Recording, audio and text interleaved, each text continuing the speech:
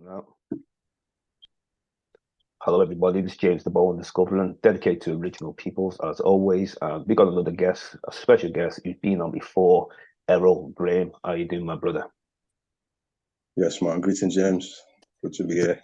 Yeah, it's a pleasure to have you back on. Last time you were speaking on Orthodox Christianity, the differences and a lot of the practices, which was interesting on my mind up and a lot of other people's minds up anyway. So I want to thank you again for coming on. Today, I'd like to speak about like the early times of LA and that, like for example, when you were growing up and Jamaican parents, the reggae vibe for you, and even when the changes of reggae, when we speak about reggae, I remember you schooled me on a few things before. So, and yeah, and any Pan-African events that was going on back in the day and that. So if we start off like from your earliest times and 12 tribes and them things. Yeah, wow. Going back. Loaded question. Yeah, We lots of. started off with the beginning times and me growing up in LA, Jamaican parents and them things. Yeah, well, I'm born 1964, you know. Mm, So by the age of, I'd say, 6, 7, you kind of start to understand what's happening in the world and the difference between you and other people. You know, you could see clear differences, yeah, black, white, different shades. But as a young man growing as a young child, you never thought it mattered. But it started to dawn on me that something wasn't something wasn't right, and that consciousness of being who I am as a young black man growing up in Britain dawned on me very quick. You know, I yeah, always knew my parents came from somewhere else because when they always spoke of back home, you know. So I just took it for granted that that back home that they were talking about was also my home. that's right. Yeah, And, even though I was born here, um, the way your parents talk to you, oh, back home we done it this way, or back home we done it that way, or back home we didn't have this. And, so yeah, so around the age of 10, 11, that's when I would say the influence of the Rastafari faith, culture, movement was really now what year are we talking now when we say this Rastafarian movement? talking about 75. 75, okay. Yeah, well, I'm 11, You're 11, 1975. Yeah. okay. So if I go back to 1973, when I'm 9, there's a famous clip of Bob Marley, Peter Tosh, Bunny Wailer on the Old Grey Whistle Test, the program that used to be hosted by a guy called Jules Holland. And he used to feature different bands, and Bob Marley and the Wailers were on it, Yeah, singing Concrete Jungle. And that tune at such a tender age of 9 and understanding what was really happening, having a little insight of something wasn't right. That tune resonated in my soul at such a tender age, yeah. Even just talking about it now gives me a little shiver because it was something that just touched the inside of me. And then looking at them people, seeing Bob Marley with that natty hair, and something said to me, boy, I want to be like that, man. I didn't know what Inspired. a Rasta was. Yeah, I Yeah. didn't know what a Rasta was in them days, but just seeing that image, man, Something I couldn't powerful. even, yeah, I couldn't even give it away at that tender age. Yeah. But now I could see it was revolutionary. It was, it was crying out, man, because remember, it was Bob Marley and the Wailers they were called. Yeah. Well, let's see, interesting. So, yeah, that really, I think, guiding light. So like I said, getting to the age of 11, 12, you start to see these people, on the street, elder, and Yeah. yeah, you start to realize that, okay, these guys that are seen on the TV, actually here in Liverpool as well, and you So get the 12, exposed to. so does the 12 tribe fit in with all this now, or does I this don't come know about later? 12 tribes at this time. I Okay. don't know about any Rasta organization at this time. I just Okay. see Rastas, Right. and I start to embrace it myself. And it starts to come through the music as well that we're listening to at the time. I always grew up around music. My father had a sound system. Sound systems. From, Yeah. yeah, from a very tender age, Okay. so from, like I say, 6, 7, 8, 9, 10, 11, there's always been music in our house. And my father had a big sound, Yeah. with a few other Jamaican men, and used to run blues parties and stuff like that. So music was always there. So that inspired me to really want to have my own sound system. Me and two other friends. We knew our brethren who was, I think he was a pastor. We called him Pastor Morris, and he knew a friend of ours' mother, and he told us about some fund that we could get, which turned out to be the Prince's Trust, 1977. I'm about 13 them times. My two friends were 14. Um, and we were one of the first recipients throughout the country to get the Prince's Trust. And we got a portion of money, £500 at that time was a lot of money, Yeah. Back then. We bought what we needed to buy, and we built our sound system from scratch.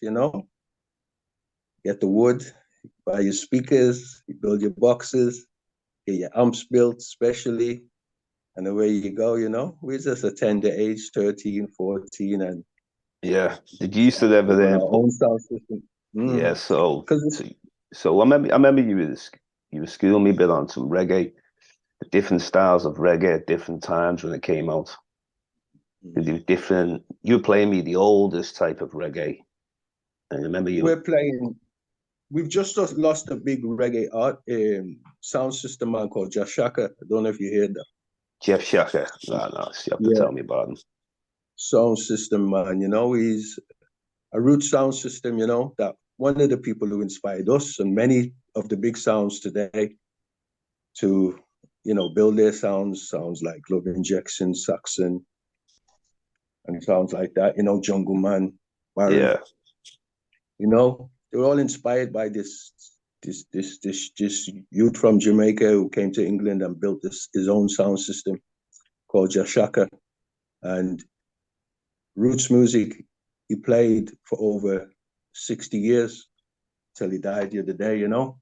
yeah, just passed away. And yeah. So yeah, Shaka, they call him the Zulu warrior, because the type of music he was playing was it's the foundation to what you could call the grime music and the jungle and the drum and bass, because Yeah, yeah. that's what Shaka was all about. Okay. You play the vocal and then play the dub, and then have Mm, different mixes of that dub, yeah, specials, so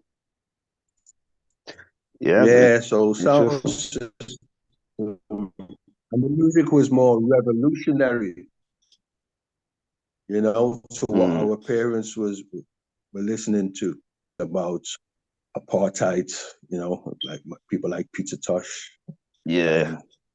and and then coming home from school and seeing them images on the TV of young blacks being water cannoned in South Africa, and yeah, Oh, yeah. so and then facing our own problems here with the racial tensions that we had in our Seeing own city. a common course going on everywhere. So you start to realize, this is an important time in our, in our being right now. So, And in hindsight, mm, when I look at it, being born in the 60s, I was born at the dawn of the falling of the British Empire, Okay. because when you think about it, all of the revolution that was going on within the Black world, the Caribbean, Africa, even you could say India and South America, all these places are getting the independence from all of the colonial powers that had them subjugated. During these From the times. 1950s coming up, you're getting independence of Jamaica, Nigeria, Trinidad, and the African continent, and also in the Caribbean. So it was a revolutionary time where we young Blacks in Britain, how we moved was, that's why I say the sound system was good as well, because it was, you want to go to different cities to hear the sound system, different sound systems, because you're going to hear that message. That message was of peace, love amongst our own community, and also Black liberation.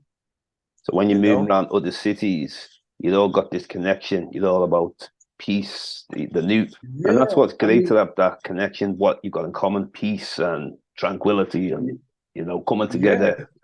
You know, Listen, when you're young man, we're 13, 14.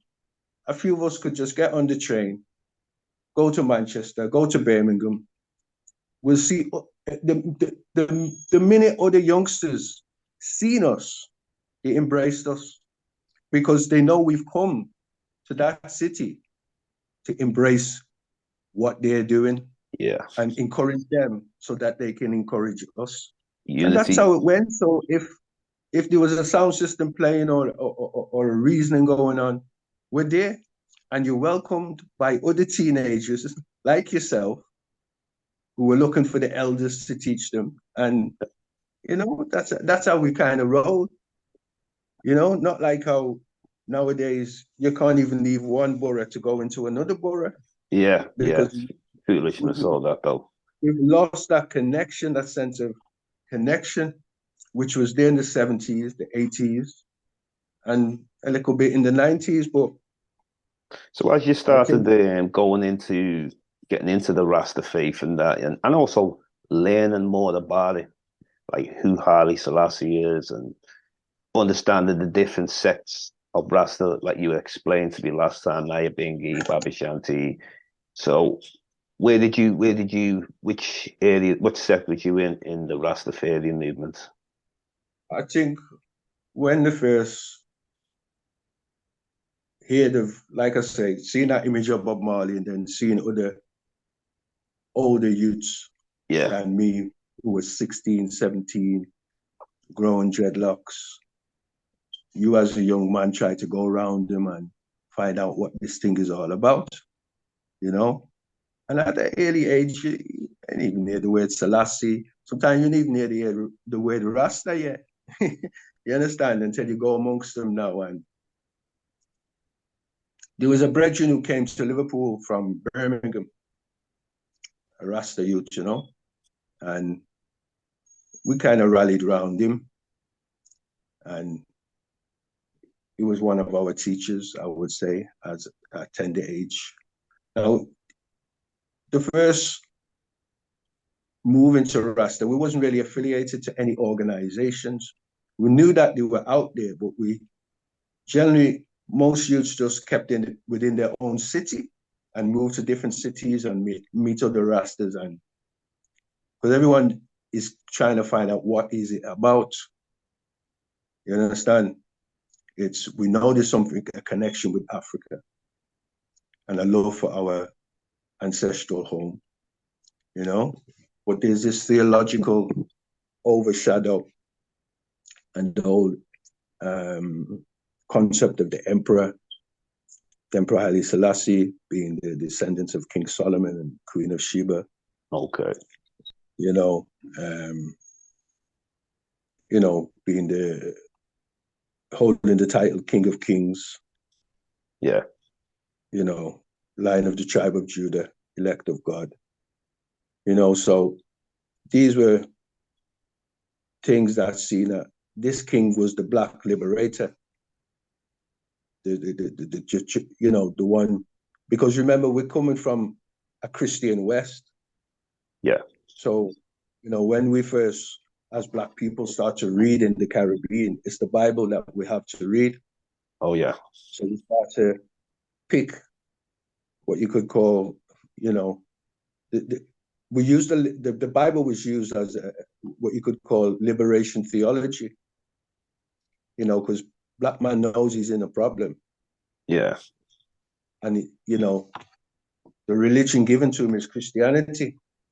Yeah. Well, Western Christianity. Well, with some research and insight, people in the Caribbean, like the likes of Marcus Garvey and them, seeing that it was a Christianity older than Western Christianity. That's right. You know? And funny enough, as you, I would like you to continue. It's opened my eyes to things where, like, when I first had a discussion with yourself, and I kind of held them in one bracket, and then when I started understanding Eastern and Western Christianity, it was just like I can see the practices. I started focusing more on practices. You know, like if you can continue what you're saying, but I like you actually opened my mind upon Eastern and Western and Orthodox and that. Yeah. Thank you. Yeah. Well, even to go further, even African Christianity, that's indigenous to Africa. Yes. You know what I mean? To even drive the point home a little further, because people may know of Orthodoxy in a little bits, and you know, in Eastern Orthodoxy, Greek Orthodox, Russian Orthodox, and stuff like that. But true, they don't know that Africa have an indigenous Christianity. Yeah. That, you know, that's what's key. That wasn't took there, you know, independently. It come there by the apostles themselves, you know, the followers of Christ, the disciples themselves, you know. So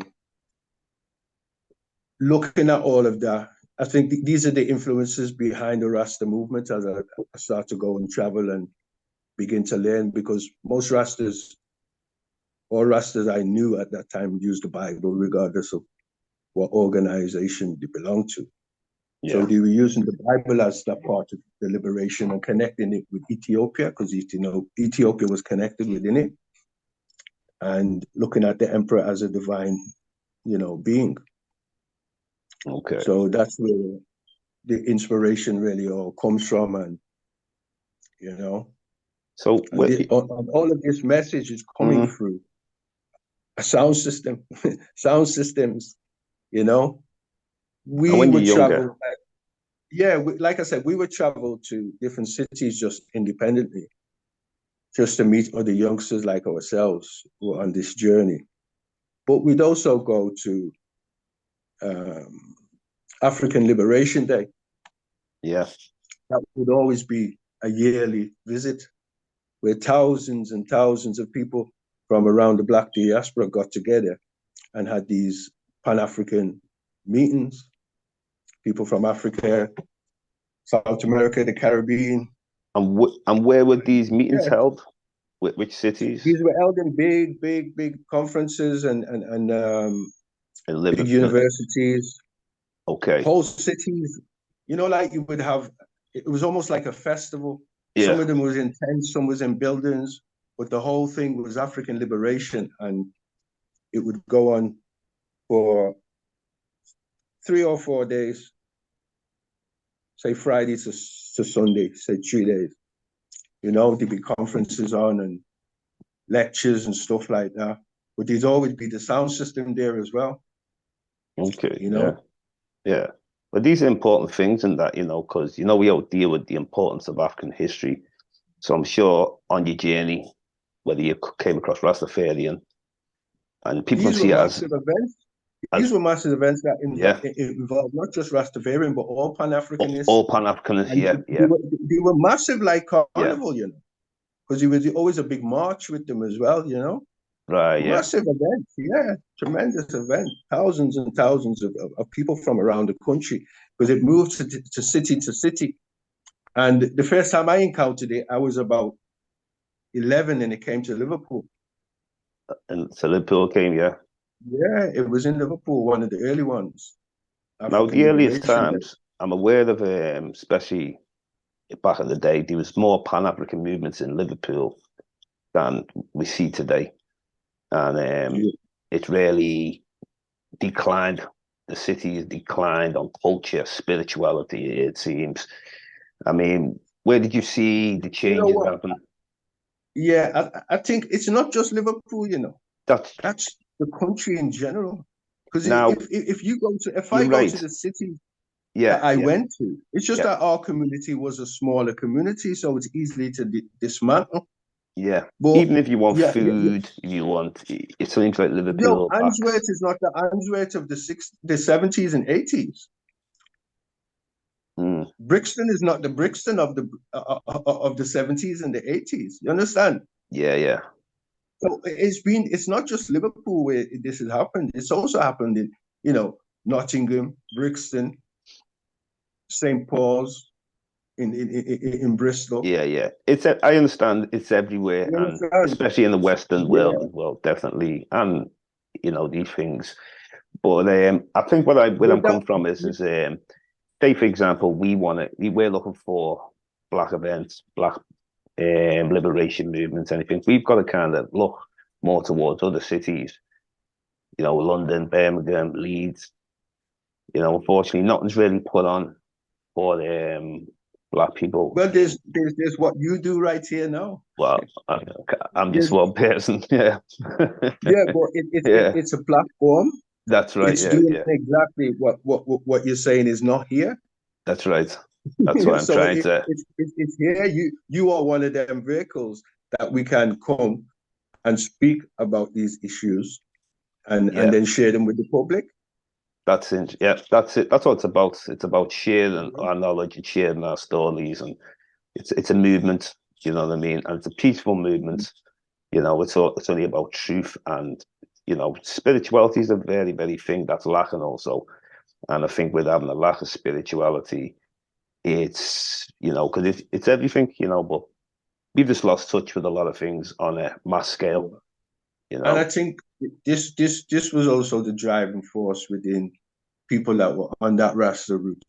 yeah, It was political, but it was also had a spiritual element to it, you know. that's right. So And people were nowadays, people might just think if you got dreads and that's it, you just qualify as a Rasta rather than actually living like a Rasta. You know, things change though as time goes on, though. well, yes. It's it. When I say it had that spiritual, I think that's what was the comforting part of what you're seeking, you know. Um, because, like I say, even though it was a political movement, I would say it has that spiritual element because all of these things are Yeah, reparation, repatriation. These are political statements. You know, yeah, um, but Rasta also has a lot of theological overtones to it, with its connection with the Ethiopia and its connection with the Bible, and stuff like that. So So is these certain sects of Rasta that don't eat meat? Is the yeah, yeah, yeah. I've them who were strict ITAL. Yeah, You have you have.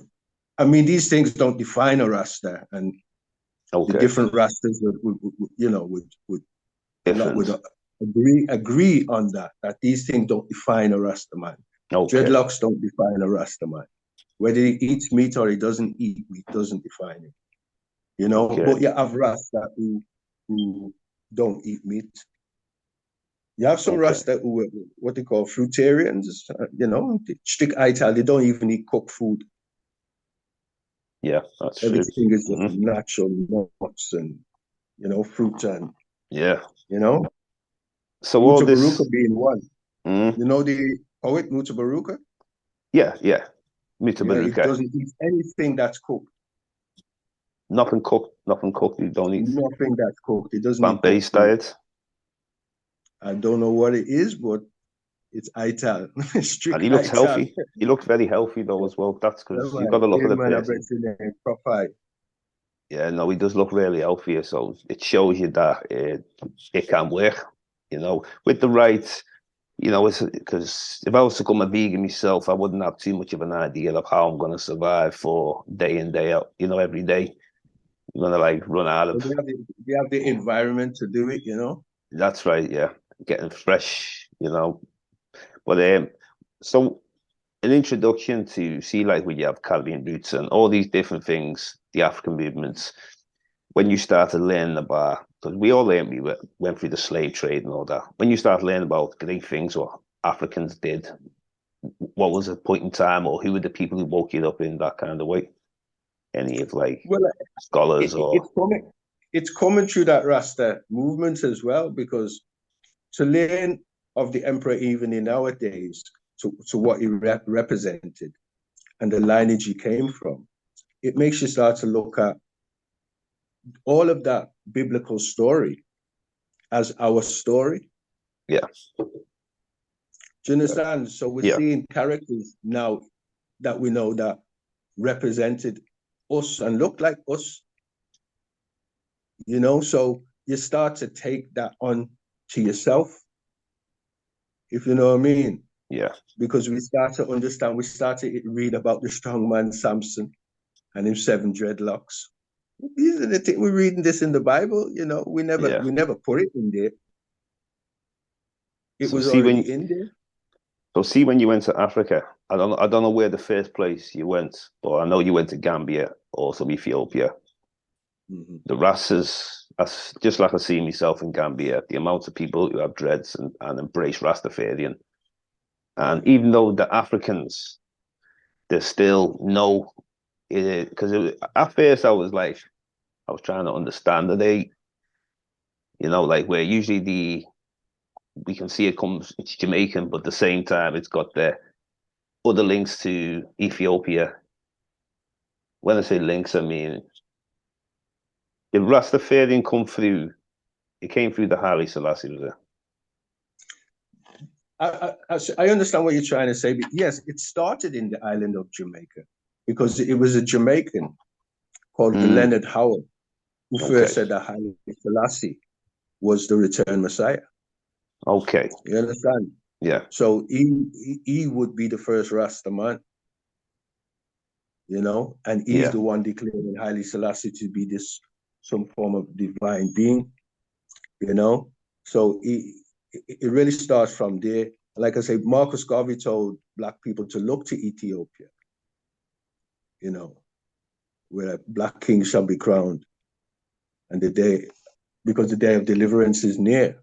So when Haile Selassie was crowned with these titles, which are biblical titles that belong to Jesus Christ, it was only natural in the eyes of them who were followers of Garvey yeah, and Leonard Howell to believe that this man was the returned Christ.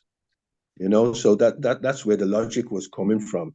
yeah, You know, so you yeah. can understand. Um, so there's, I mean, and that's the movement in its early development. Much has changed. Many have come with different concepts and different ideas of, of what it is or what it isn't. You And there's know, many African um, countries now that are embracing Rastafari, so South Africa, Zimbabwe, I think, yeah, I think what they're you know, embracing is mainly the cultural aspect of Rasta. yeah, Because to be honest, you couldn't define any particular group as this is the Rasta group because there's so many different groups and yeah. so many different concepts. There's so many different concepts of the way they look at the emperor and stuff like that, you know. But me personally think that the natural progression would have been to embrace Rasta that would eventually lead us to the Ethiopian Orthodox Church, which the emperor himself was the defender of the faith, But everyone is free to choose how they define um, the faith. But there's no centralized doctrine, you could say. There's commonalities between the Rasta groups and the Say if we was Rasta to call movement it, in general. if we was to call it a Black liberation movement, and I think, Most definitely it is, yeah. yeah, and the same with that, like say, like the Nation of Islam, if we was to look at it as a Black liberation movement, rather than look at it like, for example, anything to do with religion. It just basically all comers who are black can enter it or something.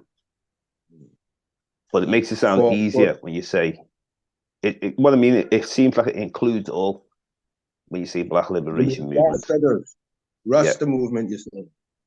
Yeah, as yeah, a Black Rasta is very Liberation inclusive. Movement.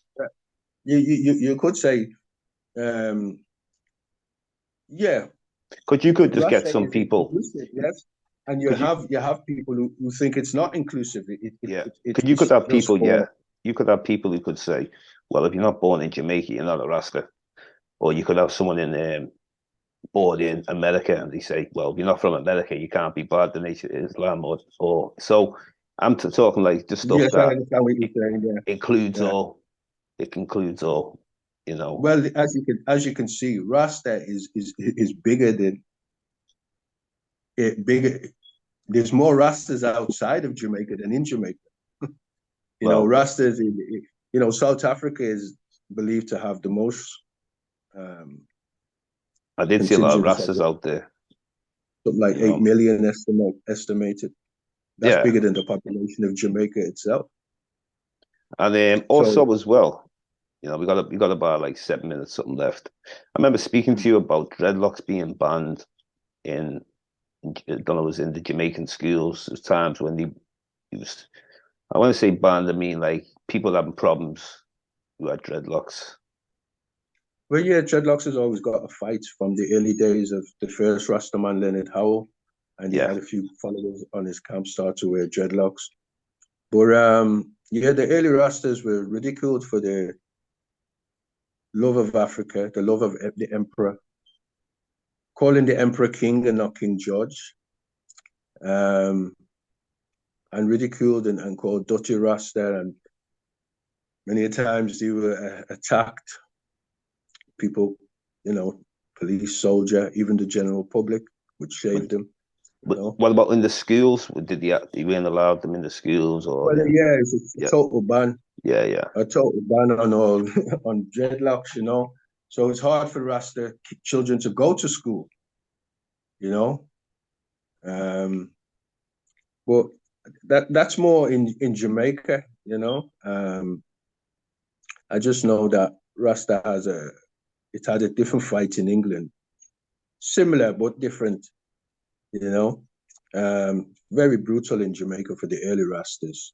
The Rastas like to 1963, I think it was the what they call the Carroll Gardens incident, yeah, where the government at the time there was something happened with it was claimed that a Rasta man had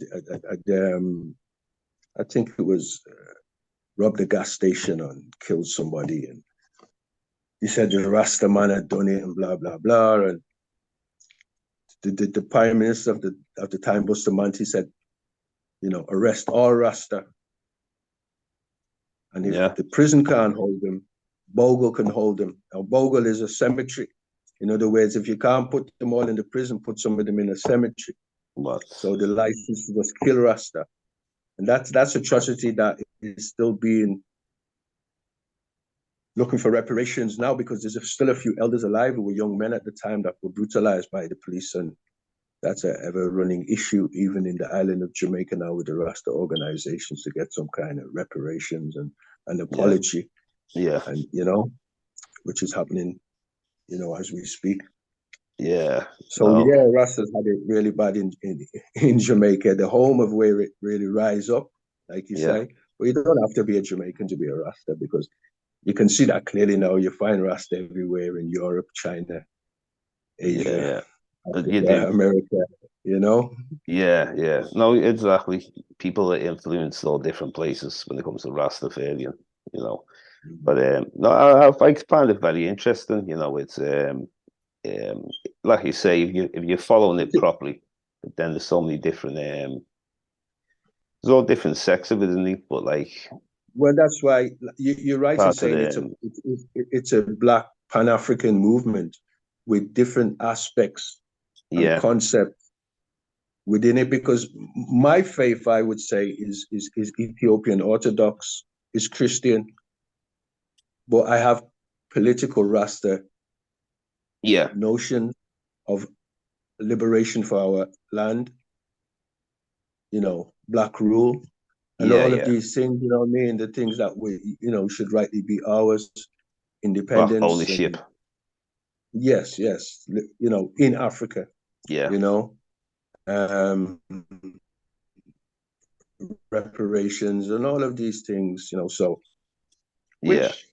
which, I don't see as a conflict, you know. Now with But yeah, reparations, I would say Rasta put me on that journey to yeah, lead me to, the Ethiopian Orthodox Church, which, we say the half that's never been told, the Christianity that we never heard about, yeah. Well, it is good to the highlight one that these things. represented us and It was is. indigenous to Africa, Yeah. you know. Now, hopefully, if things, people start recognizing the importance of our history and Pan-Africanism, and no matter what religion you are, or it doesn't matter what philosophy you share, just a common cause, and recognizing that we don't want people going back to the motherland. And, we're the first people on the planet, first to have civilizations and spread them amongst people around the world. And I'm sure yourself, you recognize things as starting off with one language and everything starting from one source, going back to the creator, you But know. yeah, but yeah, man, one blood, It is, so hopefully soon, we start becoming more connected with different cities. And it's not a case of they're coming here to take over or vice versa. It's just put the egos aside and let's do good for our people. Yeah, man, there's still people who want to connect, you know. There's youngsters who even want to connect. There's, our age group who want to still connect, It hasn't totally gone. You know what I mean? It Yeah. hasn't totally gone. That's what it's about, reaching out. That's why I'll interview not just people from Liverpool City. It doesn't matter from Africa, America, Caribbean, because it's about reaching out. And we've all got our own problems, but it's the same problem basically. So Yeah, man, for real. yeah. So anything else you want to add on before we go? Anyway, we've got like a minute left. Anyway, People should seek knowledge, man. yeah, Seek knowledge and wisdom, you know. definitely embrace it. Don't just the So internet is a big thing. Don't just use it for games and Candy Crush and these type of things, man. There's good things out there. There's spiritual knowledge out there. Historical knowledge, yeah, knowledge of self out there, man. Use it in the right way. Get embrace connected. spirituality. Yeah, learn about African history. Learn Definitely, about the indigenous church of Ethiopia. Learn about Ethiopian Christianity. Learn about Ethiopian ancient Judaism. yeah. Learn about the early Muslims that also went to Ethiopia. Learn about Ethiopia because it will open your eyes to many things that Yeah. you never did realize. Well, thank you very much, Errol. This is James Diboe on Discovered and dedicated to original people, as always. And it's a pleasure, my brother. Interesting Yeah, man. conversation. Yeah. Peace anyway. We'll try and get some Pan African movements.